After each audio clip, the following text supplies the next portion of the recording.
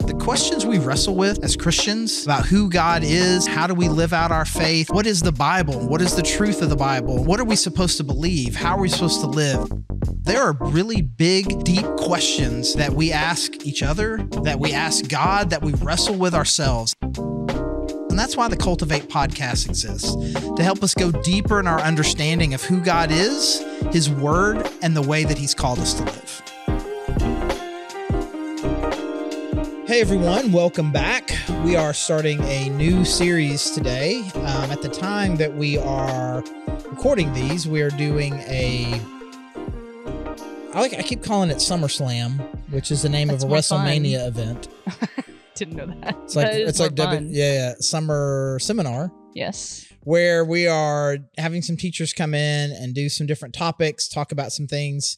And we had the idea of maybe making those into podcast episodes so they'll be a little more evergreen and we can kind of have them in this format, which is cool. So I spoke the first night. They give you the most heavy hitting. I know, and those weren't easy topiks. And handle three of them in one night. You have an hour and a half to go.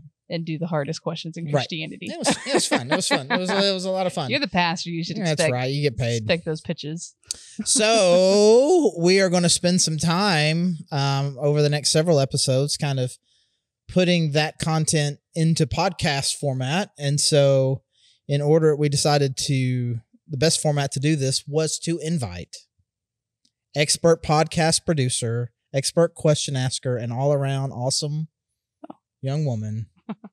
Abigail Boone. Young woman, that's right. Thank you. I'm old. Thank you. I'm old, you're young. That's right. Different generations. No, you could have disagreed if you wanted to. I do disagree. Well, it does confuse me because those who don't know, Charlie has daughters that span quite the age range, and so it's forever confused me what age you actually are. I would get it wrong 100% of the time. Old enough to be your dad. Well, maybe. 52, I feel like you're way too young. 52 minus 29 is 23. Okay, I guess my parents had me when they were older. There you go. Hey, you're the youngest. You could be our oldest. Youngest kids are always the best kids. Oh, you and Layla can start a club. She'll agree with me. Oh, absolutely she would. All right, so I'm just going to hand it over to you. All right. So before we kick off these summer seminars, I like SummerSlam better. Yeah. Before we kick off the SummerSlam series, I want to get us into kind of a frame of mind. You've talked to me about this a bunch of times. I could toss you a question and you would just know what I was asking.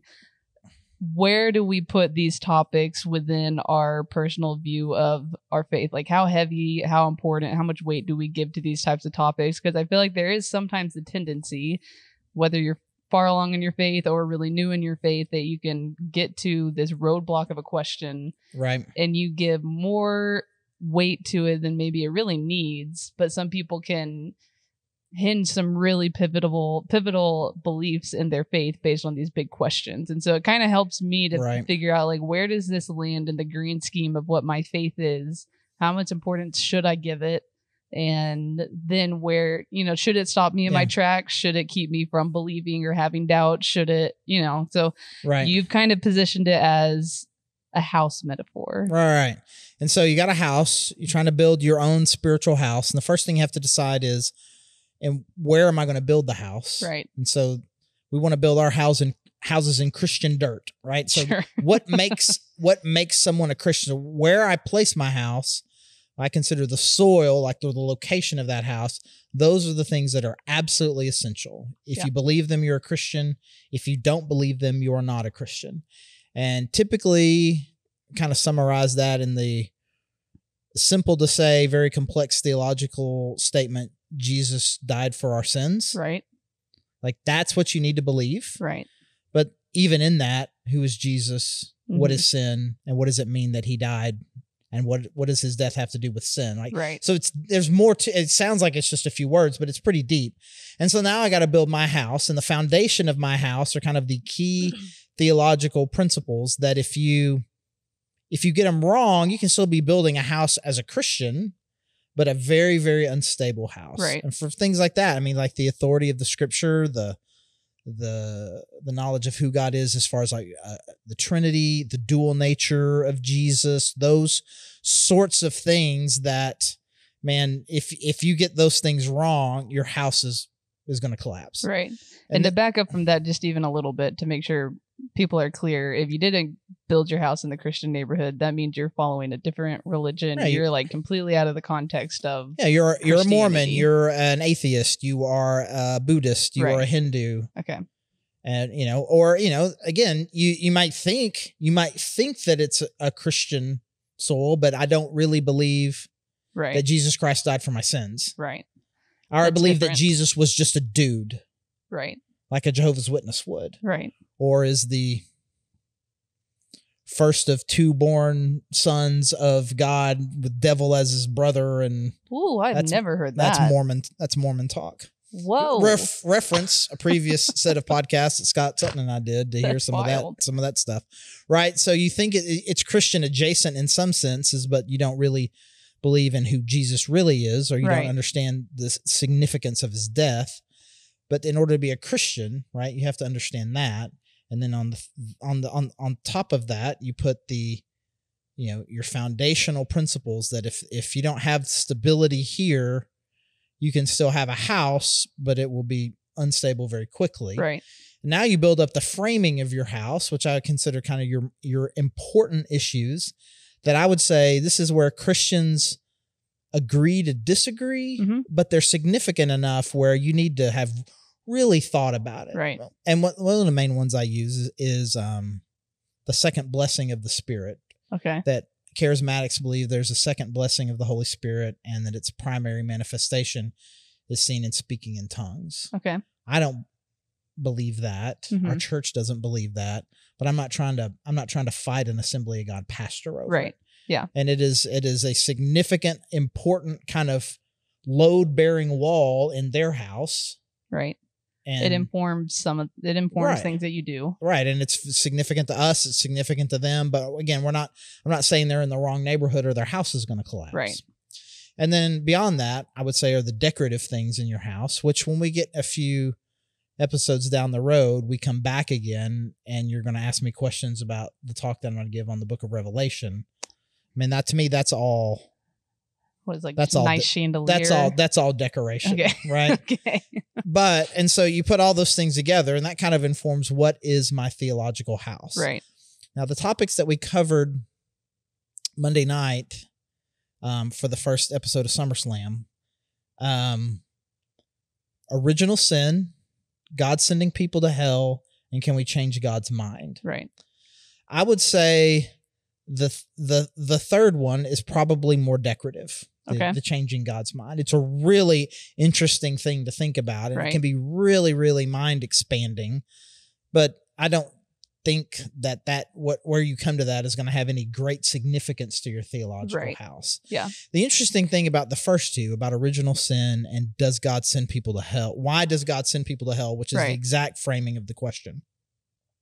The interesting thing about the two of those kind of also illustrates why it is hard to delineate between things that are soil, foundation, structure, because one implies the other. Right. Okay, if Jesus died for sins, and that means this, then that means this, and that means this, and that means this. Well, do I have to believe this? Well, I mean, it's not foundational, but it's true if this is true, if this is true, if this is true, if this is true. Right. And since we know this is true, then we kind of build that way. Then we build that way. And so it's like so where do these things fall? Ultimately, I would say if they're kind of one-off implications, then I probably would put them like in the important, kind of in the house. Like some of these, I would say at least kind of the way that we're going to talk about it, I would say these are load-bearing, they're load-bearing walls. Okay. They are significant enough. They're not just like, oh man, everybody's kind of got their own opinion about it, because they really are rooted both in what I believe is fairly clear teaching in Scripture. They're very closely connected to the character of God. Right. And really are one-off, maybe two-off implications of what the phrase Jesus died for sin means. Right. And so who God is. They're not make or break, but unhealthy thinking on either of those first two issues can lead to problems. They're kind of like the pipe that if you don't get it checked out. The what? The pipe in your house, like there's a leak or something. Oh yeah, okay, yeah. And then later on it explodes, and you're like, whoa. Right. I mean, it started with these few questions. You got a drip in the water pipes behind the wall, and left untreated, it's either going to explode or there's going to be mold in your house. Right. Yeah, I mean, it's though. I mean, and to me, you can come to different conclusions, I suppose. But really how you get there and how you're thinking about God and how you're thinking about the gospel that gets you there, I think is of incredible importance. Yeah, absolutely. But some of these questions, the reason I wouldn't put them as foundational or as part of kind of the dirt, right? The essential truths, is that they're questions that some people don't even think about. But once your brain kind of gets there, the conclusion you come to, I think, reflects who you think Jesus is or who. Right. Yeah. No, that makes sense. Which is funny because whenever you first told me about these questions, all three of them, I'd never asked.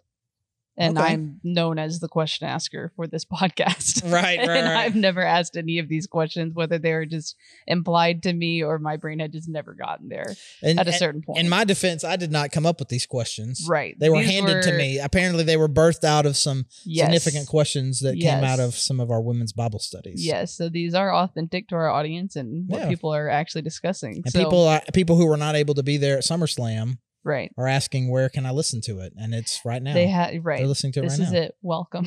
All right. Well, let's hop into the first one. You tackled the massive question of should I believe in original sin? Right. Is that the way the question was phrased?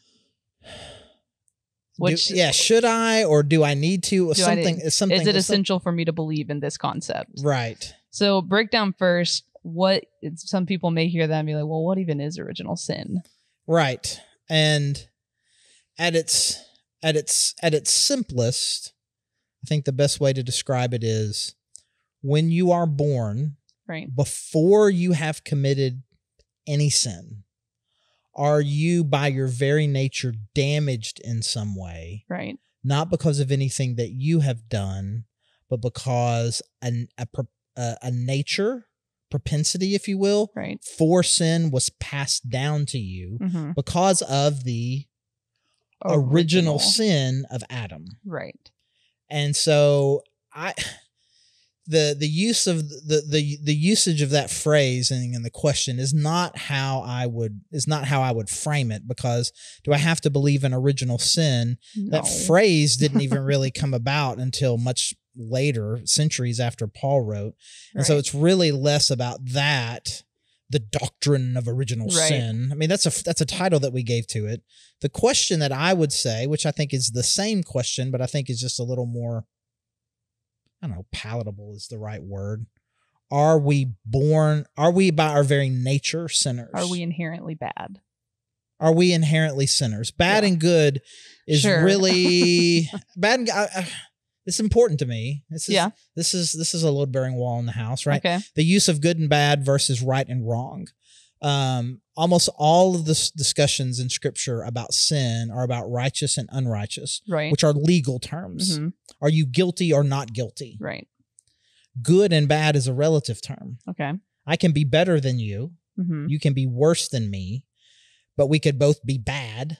Sure. On a scale of what? Of other people. Okay. Compared to other people, compared on some scale somewhere. God doesn't rank people on a good bad scale. Right. There's guilty and not guilty. Okay. So are we born not bad but guilty? Okay. So this is not necessarily just asking the question of are we born with bad behaviors or like annoyances, whatever. Are we born into a position of being guilty? Right. Are we born guilty? And then of course then by implication, because we are born guilty, we also will have a natural propensity towards doing evil, but a propensity towards sin. Okay. And so the question, the way the phrase, are we born guilty or are we born innocent? Right. And innocent in, I would say, two senses of that word.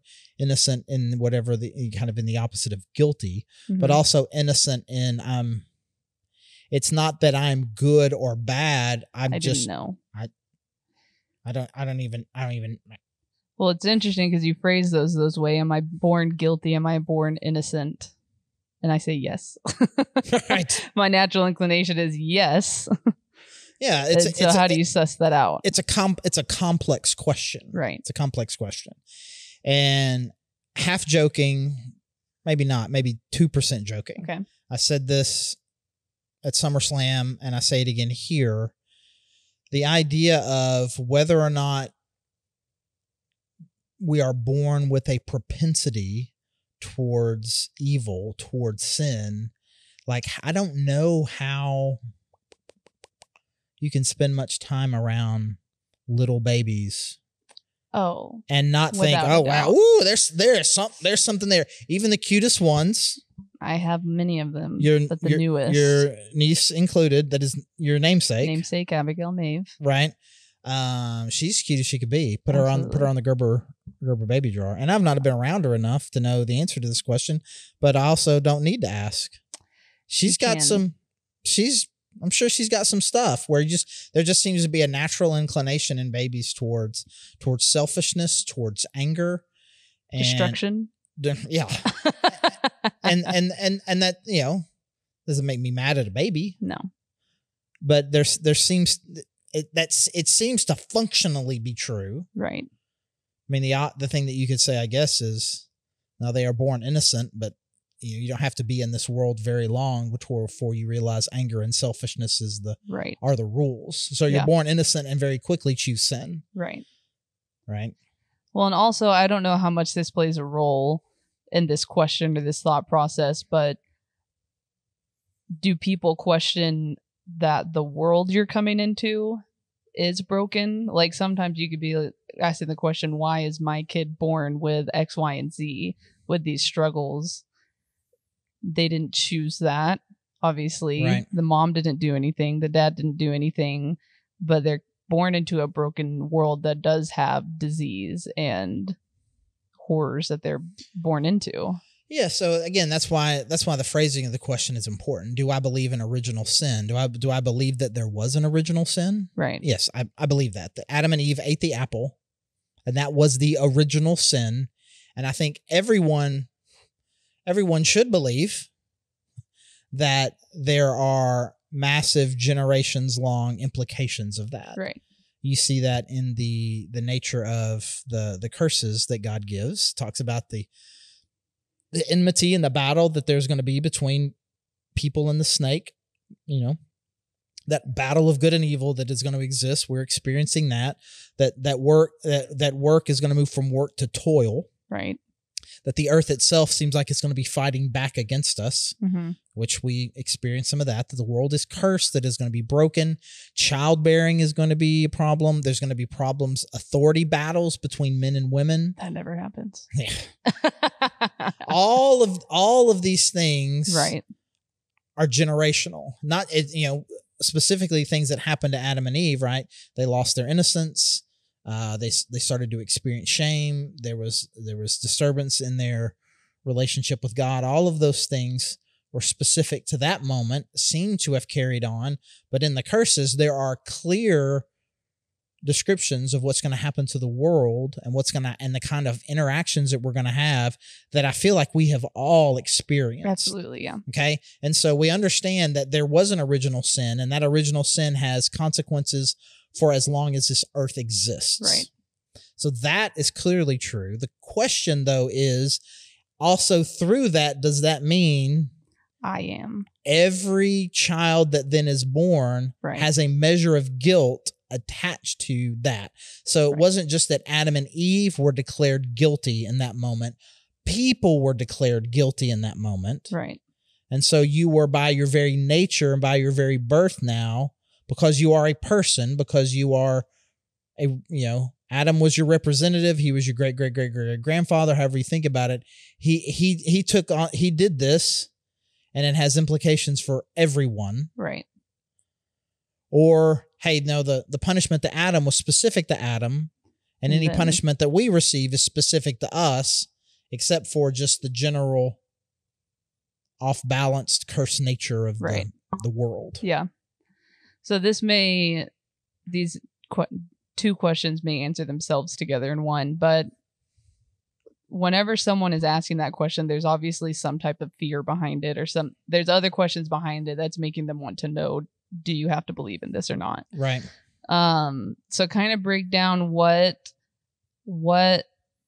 did Adam and Eve do what did they disturb when they entered this? If you believe in original sin and they committed this original sin, what was the fallout that they were causing other than just God's curses? Was it detaching them from God? Was it them ruining the original order or the way we were supposed to live? And what do you think people are fearing whenever if this is true for my kid, now I have to deal with this, or now I have to consider this? Like what fear is coming in behind these things? So we both know people who have gone through like 12-step programs, right? Have gone through recovery. And I had two really good friends when I lived in Central Arkansas, and they both kind of led different ministries that were involved in recovery.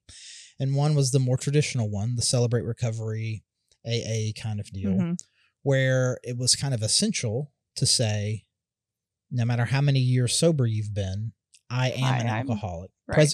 Present tense. Right. And then the other guy was very anti that. I was an addict.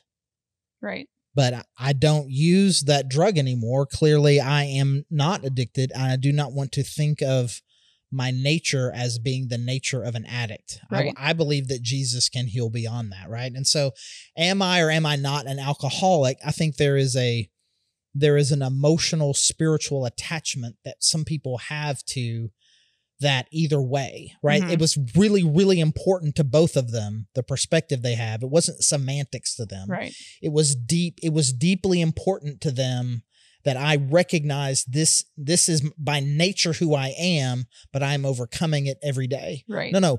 God not only healed my addiction, but he healed who I am. I am now no longer an addict. It was deeply to them.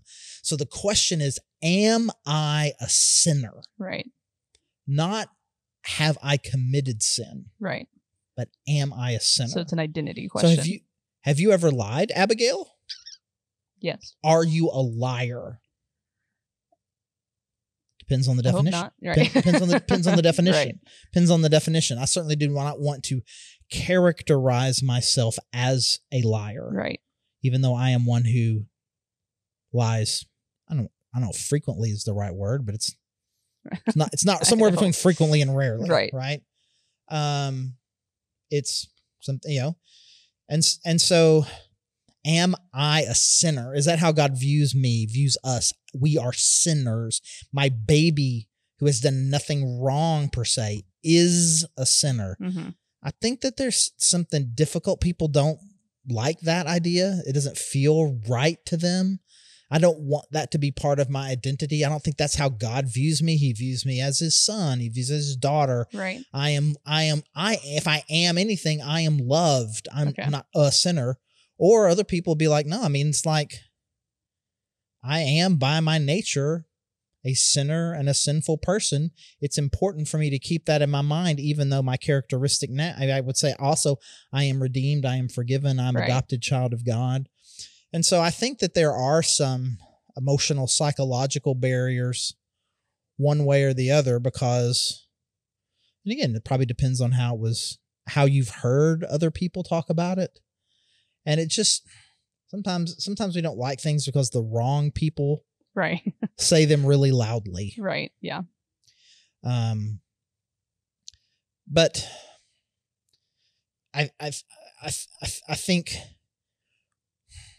we all struggle with these kind of certain identity issues, and I could get way off by talking about that. But I think that probably is the core objection. Or then, and I've had a couple of conversations since then about this.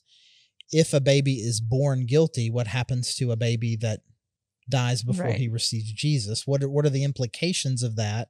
If a baby is guilty before they have even done anything, and certainly have any opportunity to have any autonomy or thoughts to do anything about it by Right. receiving Jesus. Right. And I don't necessarily want this moment to get distracted by Right. the do babies go to heaven question. I Right. do believe that they do, and I can make that case a different time. Right. But I think that there's kind of next level kind of implications. But I think they're mostly surround this. It's difficult because of we think about babies, and just the idea of that God would view us in that way harshly. Right. Right. And that kind of brings to mind two thoughts of that's if you're starting to think about the do babies go to heaven, that kind of brings us to the next level of the question is who do we believe God to be? Is he actually merciful while seeing us as sinners? But then also it seems to me with a little bit of hope of that question of at the bottom of it, they're wanting to know where they stand with God. It's not just, I don't want to be called a sinner and nothing else. It's like, well, I don't want to know that I'm at odds with God because of who I naturally am. And so if someone chose to not believe in original sin and not believe in that concept, where does that leave them when it comes to the rest of the foundational issues? Is the cross important anymore? Is who God's character? And this is the thing that I said on Monday night was Romans 6:23 for all have sinned. Romans 3:23 all have sinned and fall short of the glory of God. Right. Romans 6:23 for the wages of sin is death, and the free gift of God is eternal life. Right. So I think at a minimum, as long as we understand whether or not I was born a sinner, I know that I am someone who has sinned. Right. And I need that sin forgiven, and that sin needs to be forgiven and can only be forgiven through the death of Jesus Christ. Right. Whether or not, so some people may live their whole life and never ask the question, was I born this way? Was I born a sinner? Was I born condemned? It may just never occur to them. Mm-hmm. It just may have never come up. So that's why it's not in the dirt. If it were essential to being a Christian, it would come up in your very first conversation when someone's talking to you about how to receive Jesus. Right. And if it was foundational, then all churches and pastors would be talking about it all the time. Right. The way that we talk about other things. It is, once your brain gets there, I think it is an important spiritual exercise, and it does help you solidify what I do mean by the phrase Jesus died for sins. Mm-hmm. What do I mean by sin? And I think it is important too, because it helps us come to a real reckoning of who we are, who we were. And the more, again, I think we'll get back to the previous question. Why do people not like this?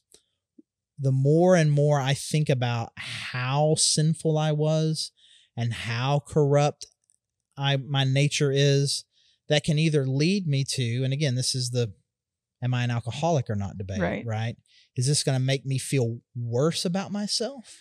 Or is it going to make me feel better about the grace of God? That's where I feel like for me, since you've talked on Monday night, the thoughts that I've had around it feels very negative to be called someone who's a product of original sin. But then I think of Romans, where it talks about the description of Jesus being the one who died once for all men. And I could be totally wrong in this, but it seems like Jesus is the opposite of Adam. Right. That he covered what Adam messed up.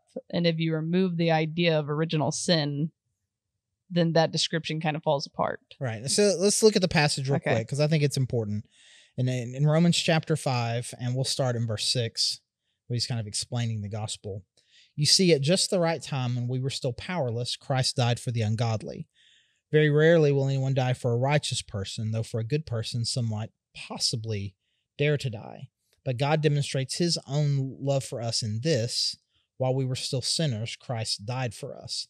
So far, he's already described us as powerless, ungodly, and sinners. Keep going, verse 9. Since we now been justified by his blood, how much more shall we be saved from God's wrath through him?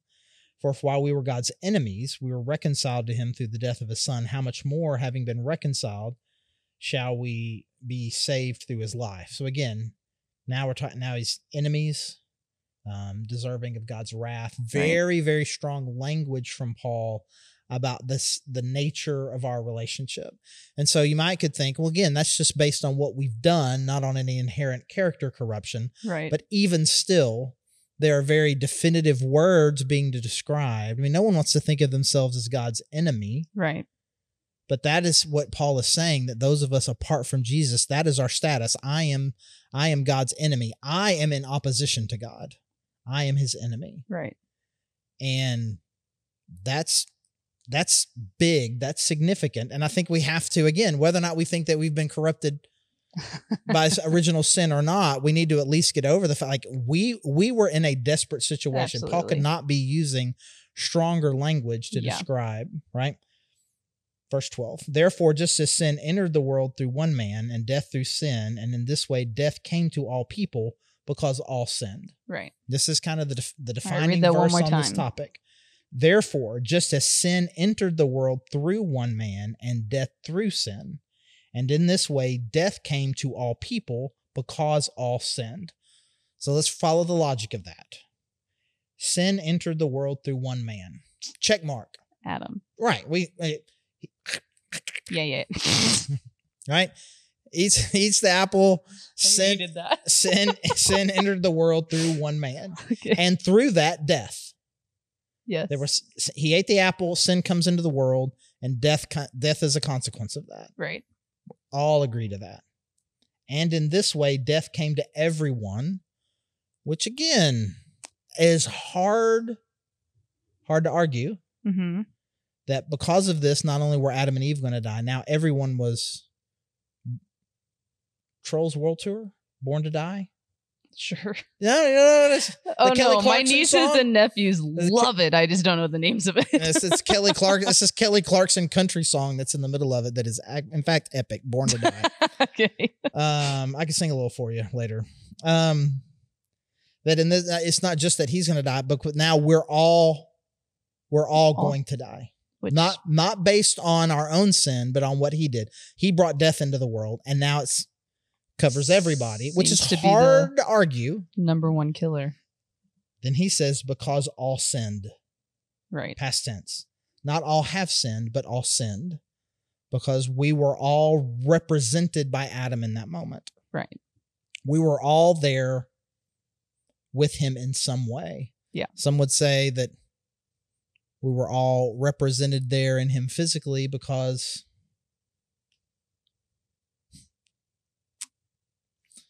I know what you're saying. Right. And you'll see this. It is called the seminal view of original sin. Okay. That is how it is passed down. So we were all there with Adam, right, stored in his manhood. Sure. And that it is passed that way. Mm-hmm. And so that is a complex, I would put that in the interesting part Seems of the theological part of it, right?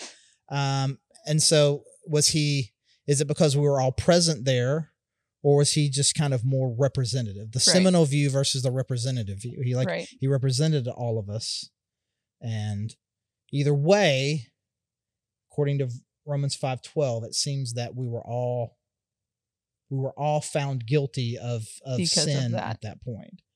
And verse 15, but the gift, talking about Jesus, is not like the trespass. For if the many died by the trespass of the one man, how much more did God's grace and the gift that came by the grace of the one man, Jesus Christ, overflow to the many? Nor can the gift of God be compared with the result of one man's sin. The judgment followed one sin and brought condemnation, but the gift followed many trespasses and brought justification. For if by the trespass of the one man death reigned through that one man, how much more will those who receive God's abundant provision of grace and the gift of righteousness reign in life through the one man, Jesus Christ? And here we are again. Consequently, just as one trespass resulted in condemnation for all people, so also one righteous act resulted in justification and life for all people. For through the disobedience of the one man, the many were made sinners. Right.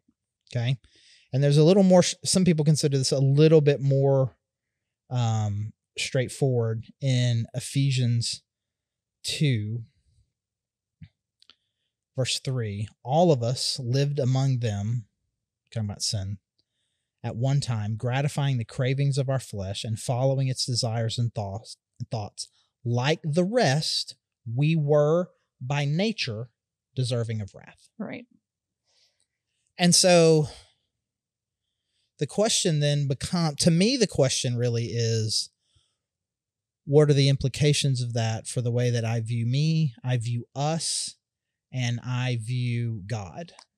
I think like one of the big question. One of the things that I think is of incredible importance, and this is back to maybe the earlier question, why do we object to this so much?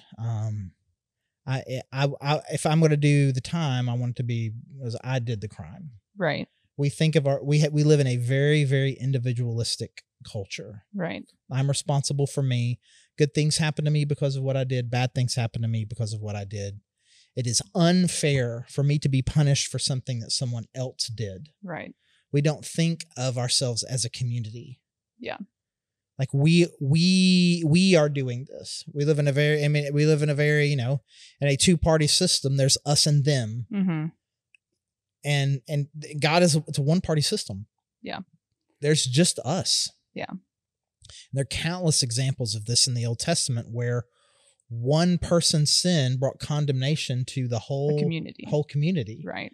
And there's specifically would say God was upset with the Israelites because they had committed sin against him when it was just one dude and no one else even knew about it. And that's polar opposite of our community now. That's not the way that we think. There's no way that anything corrupts it. My neighbor or my whole church or, we just don't think of those. We don't think of it in those terms, but apparently God does. Right.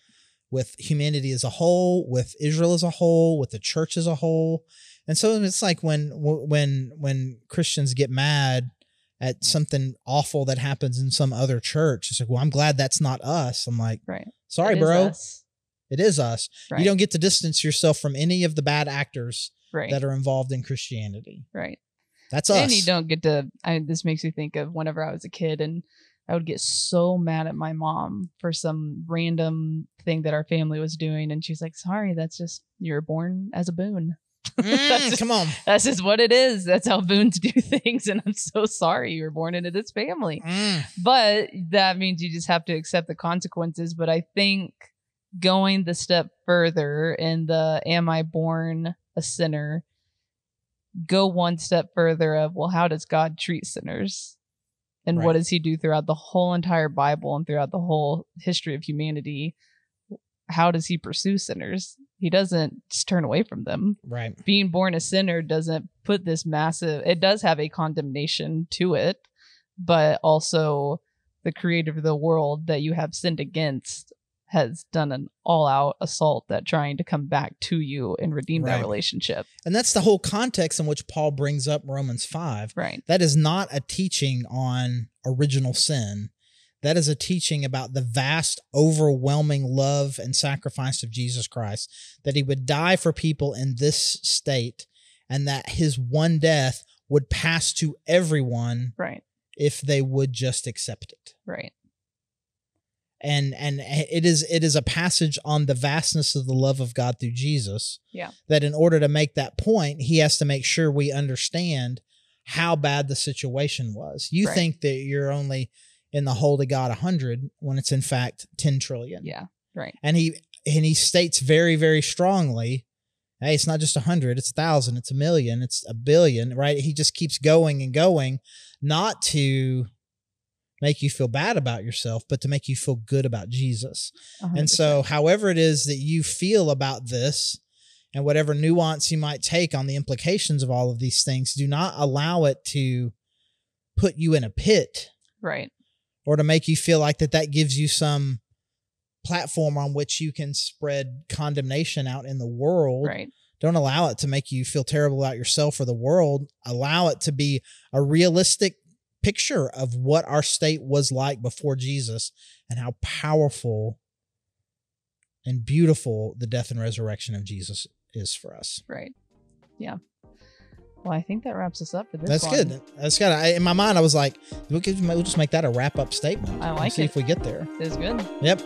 All right. Abigail, thanks as always. Of course. And as always, thanks to you guys for joining us, and encourage you to come back and join us next time on the Cultivate Podcast. Thank you for listening to the Cultivate Podcast. Our hope is that you are taking steps to go deeper in your faith, that you are asking big questions and you're looking for answers. We hope that we can be a resource for you through our podcast and any other way that we can help you. You can find all our episodes anywhere that you can find podcasts, including YouTube. And we would love for you to go there and check out and listen to any of the other episodes that you feel that it can encourage you or help you in your faith. If you are local, we would love to help you get connected at our church. You can find us at thegrovechurch.org. If you go to the Connect link, you can find all the information you need about our services in person or online. We would love to connect with you on a Sunday or online.